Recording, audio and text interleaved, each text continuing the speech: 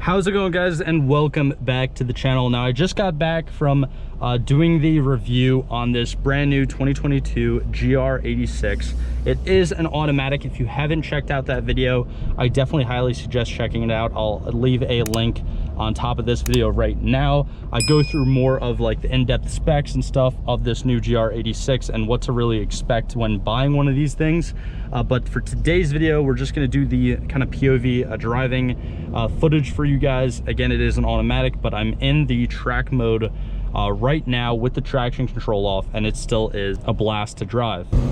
All right, guys, so hopefully the intro of this video actually came out before my GoPro overheated, but I'm like really improvising today. I'm sorry if this video comes out like crap. I really apologize. If this is the first video you're seeing on my channel, normally they aren't like this, but I'm literally using my iPhone 12 Pro to film this POV right now because the GoPro just keeps overheating. You can probably hear that I have the AC on like full blast, but unfortunately my GoPro is a little bit old. It's a Hero 7 and it's been acting up on me recently. So hopefully this footage actually comes out, you know, well for you guys. But I just really wanted to highlight like the interior. So like all these buttons right here is the exact same as what you find on like the BRZ. You do have the little GR badge, which I talked about in the review, which is obviously different from the Toyota 86. And I did mention in the intro that the I'm driving this in track mode, so we're gonna have like the RPM gauge and the different things up. It also has a G-force meter, which I think is really cool, but you have to like scroll through the different settings and it could be a little bit confusing. So I won't really mess with that too much, especially while I'm driving this. And I guess on the bright side, unfortunately, today I am driving an automatic, but on the bright side, with all the issues that my GoPro is giving me right now, I could still drive this safely, I guess, with one hand.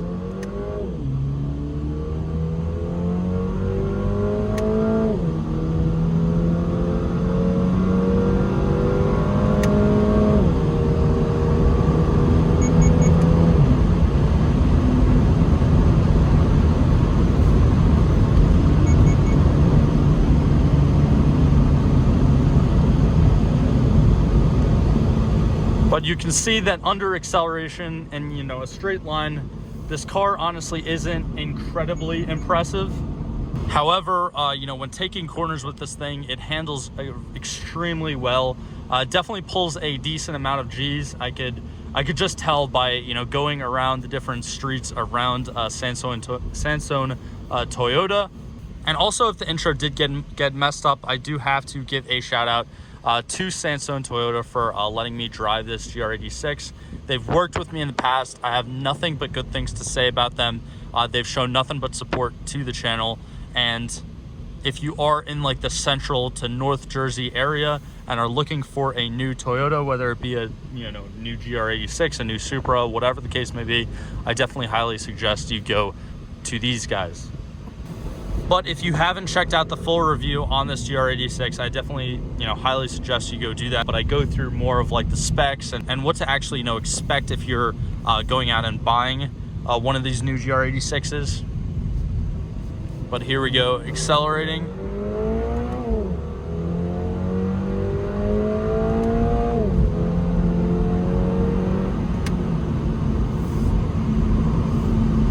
Yeah, and as you guys could see, this GR86 definitely, it has a decent amount of low-end power.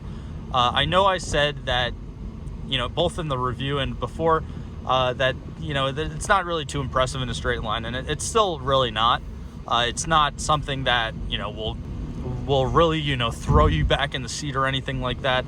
But one of the things that I would do to this car if I owned it, and I didn't care about voiding warranties or whatever, is I would immediately throw a turbo kit on there. I know that in the previous generation of the BRZ, the Toyota 86, the Scion FRS, that a lot of people, they just spent thousands of dollars on like body kits and wheels and kind of stanced them out, and that was like the thing.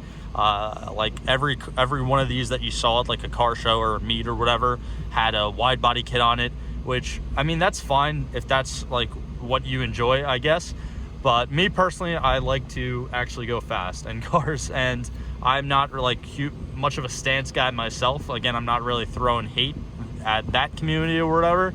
But what I would have done if I had one of these and it was in either the previous generation or this new generation is I would just throw on one of those bolt-on turbo kits, because there's a decent amount of room. Surprisingly enough, there's a decent amount of room in this engine bay with that naturally aspirated 2.4 liter boxer engine. It still is pretty tight, and it's not like working on a Mustang or Camaro where it can fit like a big V8 in it and still has a decent amount of room for power adders. But this thing is definitely a very good kind of entry level car enthusiast car, especially like as a first car. If you're just getting into cars, it's something that is safe, doesn't make too much power. You can daily drive it, to and from work, to and from school, still be like a weekend warrior, go to track days, go to autocross events, and honestly, keep up with some competition that you wouldn't think you'd be able to keep up with. There's plenty of videos out there on YouTube of guys driving these that are either, a little bit modified or, pretty much stock, and they're keeping up with like stock Corvettes or stock Mustangs and Camaros, especially in the corners. And a lot of those like heavier vehicles, especially like your Chargers and Challengers, this can definitely completely outperform going around, corners. Now, obviously, I said this before, but when it comes to straight line, something like this is going to be completely, outdone. But going around corners and really pulling those G's, this car really excels at that. And if I were to, name something that can really compete with this new GR86, obviously without, mentioning the BRZ, I would probably go with like a new Miata, like the new ND Miatas. It's almost like driving a Miata, driving one of these. Obviously it's a little bit bigger, and the Miatas that I've driven on the channel in the past have only been, your first generation NA Miatas. So obviously, something like this is still a little bit more bigger than a Miata, but it's still very tight in here. That's probably one of my complaints is I'm 6 foot tall even, and I'm about like 195 pounds, or 200 pounds give or take. And as you guys can see, I have the seat all the way back, and I'm still a little bit pressed for space. I'm also sitting a little bit higher in the seat than I would like to be. I would love if I could actually lower this seat a little bit, but unfortunately with these manual seats, you don't really get that option. But when it comes to a good mix of comfort and like a sporty bucket seat, I think that these seats definitely, do that job. You can see just from this passenger seat here, the bolsters are pretty aggressive. It is a cloth seat. I don't really like the pattern here. I did mention that during the full review of this GR86, but besides that, it still is a really good seat to sit in, especially when you're pushing this thing through corners.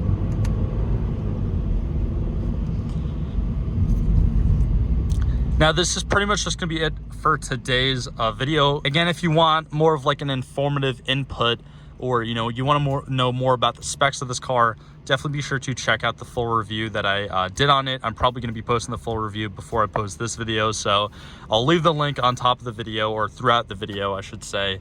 And I'm probably just going to end it out here, going onto the highway with one last pull. Again, I do apologize if this footage came out crappy. I'm really having troubles with this GoPro, and this is honestly the best that I could do for you guys today.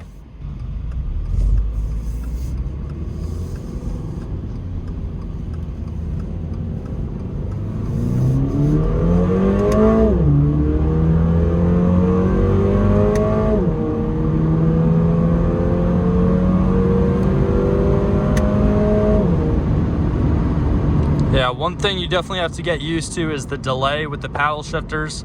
It's definitely there, but again, if I were to choose, I would probably go with the manual. That's just my opinion as a car enthusiast.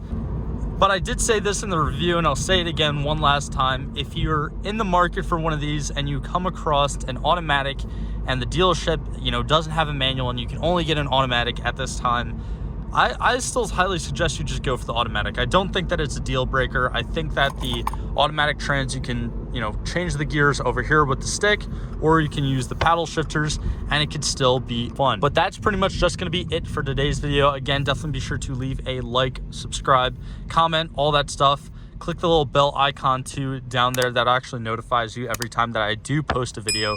Again, a huge shout out to Sansone Toyota of Avenel, New Jersey. And again, guys, thank you guys so much for the ongoing support. It really means the world to me, and I will see you in the next one.